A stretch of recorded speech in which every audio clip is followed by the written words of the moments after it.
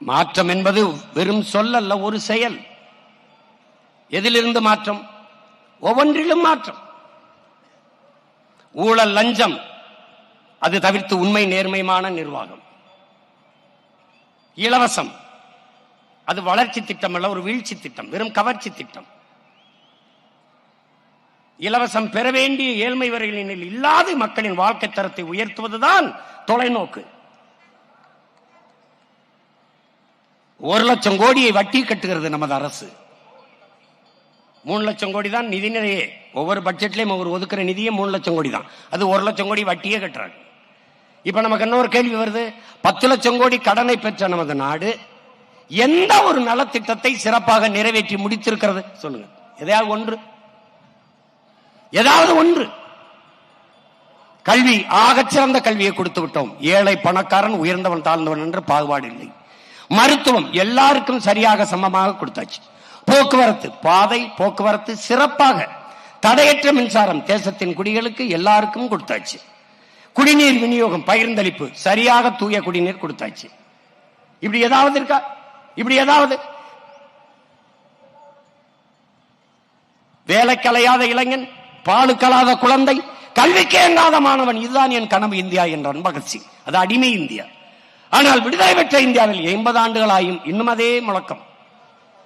எப்படி? தமிழ்நாடு தேர்வாணையத்தில் தேர்வு எழுதிவிட்டு மட்டுமே அன்பு உடன் பிறந்தார்களே 70 லட்சம் பேர் பணிக்காக காத்திருக்கிறார். இந்த 70 லட்சம் பேருக்கு நீ எப்படி வேலை கொடுப்பாய்? கொடுப்பான். எப்படி கொடுப்பான்? எங்களுக்கு ஒரு கோட்பாடு இருக்கிறது என் பெற்றோர்களே. நீர், வயிறு, நீரு, வயிறு, உயிர், அறிவு, பயன், வளர்ச்சி, இதுதான் எங்களுடைய ஆட்சி முறை. நீர் என்ன? நீர்வள பெருக்கம். நீரின்றி அமையாது உலகு. தண்ணீரின் தேவையில் தன்னிறைவு எங்கள் திட்டம். நீர் வந்துச்சா அதுக்கப்புறம் வயிறு, பசி, பசி வந்தால் 10 பறந்து போகும். மானம், குடிப்பிறப்பு, தானம், தவம் எல்லாம் போயிடும். கல்வி எல்லாம் போயிடும். நீ மனுஷனாக இருக்க மாட்டாய் என்கிறார் அதிவு மூதாட்டி அவை.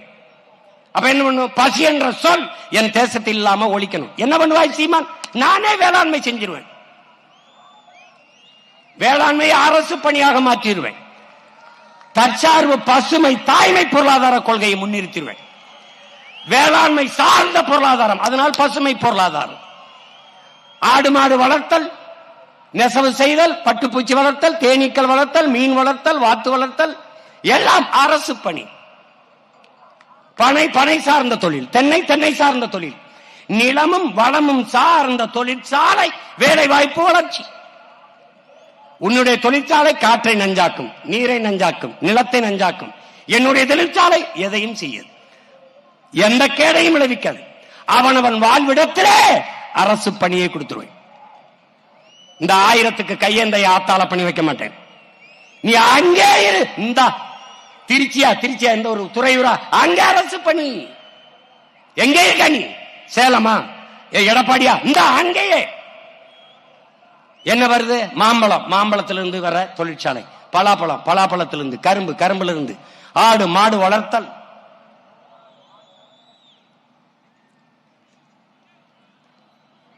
உனக்கு சிரிப்பா இருக்கு, நீ இப்ப சிரி, போட்டு காட்டுவேன் பாரு. இதே மாதிரி திரையில பாரா, மாடு வளர்த்து எவ்வளவு பொருளாதாரத்தை பெருக்கிறேன், எப்படி வேலை வாய்ப்பை கொடுக்கிறேன்னு காட்டுவேன் பாரு. எங்க பொருளாதாரம் இருக்குன்னு தெரியாத பைத்தியங்கள்ட்ட நாட்டை கொடுத்துட்ட நீ. அப்ப என்ன பண்ணுவேன்? வேளாண்மை, பசி சொல்ல இருக்காது. பால் மட்டும் இருந்தால் என் உடன் பிறந்தார்களே, பசி என்ற சொல் அந்த நாட்டில் இருக்காது. பால் முழுமையான உணவு. பிறந்த உடனே தாயின் மாரில் 1.5 ஆண்டுகள் பால் தான் குடித்தோம். முழு உணவு, எந்த திரவ உணவுலையும் கழிவு வராது, பாலில் வரும். புரதச்சத்துள்ள முழுமையான உணவு. பால் இருந்தால் பசி வராது. ஏன்? நான் பால் வச்சிருப்பேன். உன்னை மாதிரி காலை உணவு உப்புமா கிண்டி போட மாட்டேன் ராஜா. பள்ளிக்கூடத்து வாசல்ல கடை வச்சிருப்பேன். முல்லை, குறிஞ்சி, முல்லை, மருதம், நெய்தல் அங்காடின்னு நான் அங்காடி வச்சிருப்பேன். அரசு அங்காடி. நோ சுகி சுமோட்டோ நானே வச்சிருப்பேன். நோ ஊபர் ஓலோ, நானே உலான்னு நானே போக்குவரத்து நடத்துவேன். எல்லாம் என்கிட்ட இருக்கும். பால் குடிச்சிட்டு தான் என் பிள்ளை போகணும். முட்டை வைப்பேன். நாட்டுக்கோழி பண்ணை வச்சிருப்பேன். நான் 5000 ஏக்கர் 2000 ஏக்கர் 3000 ஏக்கர் பண்ணை இருக்கும். உனக்கு வெக்கமா இருக்க நீ போ, நான் மேய்ச்சுக்கிருவேன். ஆனா இங்க பார் முட்டை சாப்பிடுறேன், கறி சாப்பிடுறேன், பால் சாப்பிடுறேன் வந்தாயின்னு வச்சுக்க, பச்சை மட்டை வச்சு பிச்சு போடுவேன்.